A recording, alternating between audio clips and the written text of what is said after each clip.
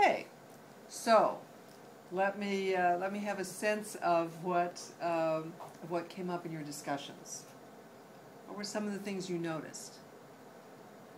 One of the things that I noticed was I was looking at some of the mindsets. So my story is I would jump to committee without spending enough time on searching and exploring. Mm-hmm. But when I look at searching, I think, I know I'm curious. You know, it's a natural state of being, but there's something that makes me want to get to that committing stage.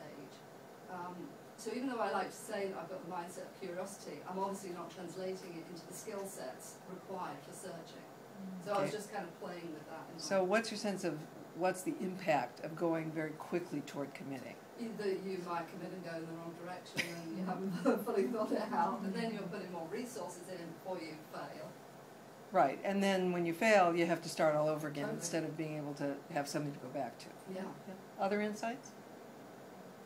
Well, I say for me, it's really obvious in my drawbacks when it comes to optimizing. I tend to just want to get almost all the way there and then moving on to the next thing. But since I have certain other weaknesses, like maybe in politics, keep running up against the same roadblock every single time because I haven't taken the time towards the end there to really analyze, well, that was the problem. And, you know, gosh darn it, there is a problem again. What is it about organizational politics that tends to come up at that point? At that point in the innovation journey?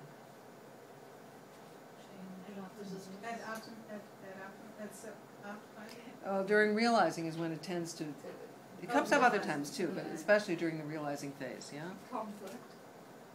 There's conflict because all of a sudden the resources are being made available to one group and not to another group. Yeah.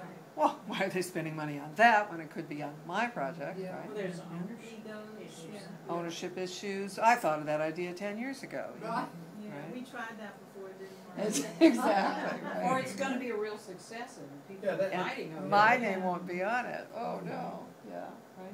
So there are a lot, and you said earlier, Anna, that it may require people to change, and that can be very painful. Yes.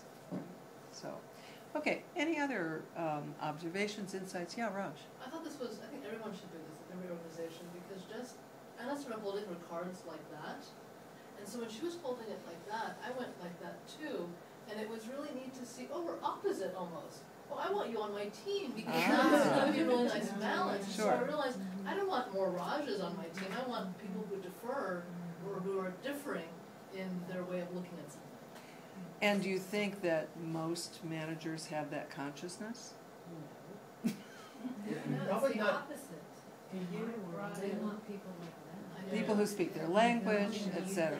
Yeah. No. I have a kind of similar feeling too. I think when you look at a model like this, it's a more grand. I tend to think I'm a big picture. I'm not a detail guy by nature, so I typically try to surround myself with detail people, so I don't have to do the detail stuff. But if you have a model like this, then it's a more granular way of, oh well, I need some more creative types and I need some more implementers. It's a slightly more granular way. Okay, yeah, so it really may help you in terms of who you want to attract to be part of your team. Yeah. Yeah.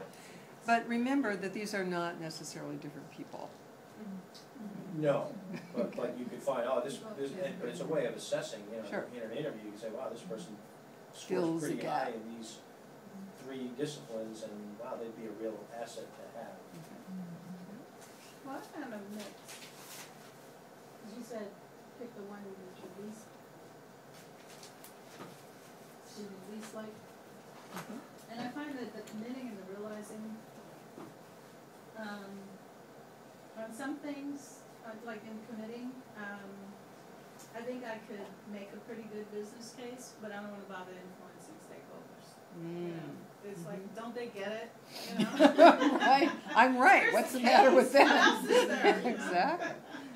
And then on the realizing the managing political issues, you know, we were saying, I'm just like a bull in a giant shop. Do It's not like, be bothered with this. please No. get over yourself, you know, that kind of thing. But the others, like getting a good team together and managing, coordinating the process, you know, those things I think I do well, but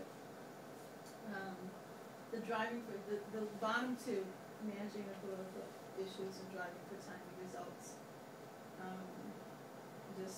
I need some help. And somebody pushing me. So what do you think you can do with this information, besides knowing that it might help you choose other team members? What else can you do with this? Any insights that you got from this? Put it on the, maybe if influencing, whatever. Yeah, if that's my challenge, then put it at the top of my own development list, so I can really map out what areas do I need to target first. Or one of the things that I do is look at other influencers. Yeah, I used to be very resentful and have a negative attitude toward schmoozers, people with schmoozers. And my boss said to me, because we had one in our department, and we used to get on there sometimes, and my boss said to me, you might learn something from him. And at first I was totally insulted, but but after I started watching him, I thought, well, there is something to learn from him. He was very smooth and was able to get things done a lot easier than I was for that characteristic. So good point.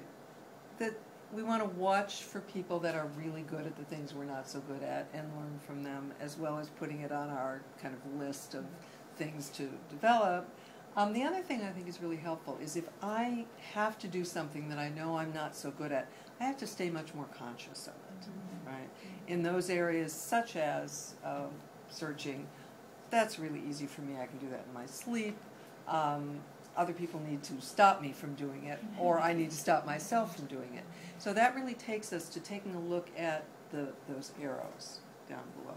Because if I know that I'm very, very good in an area, I'm very comfortable in an area, guess what?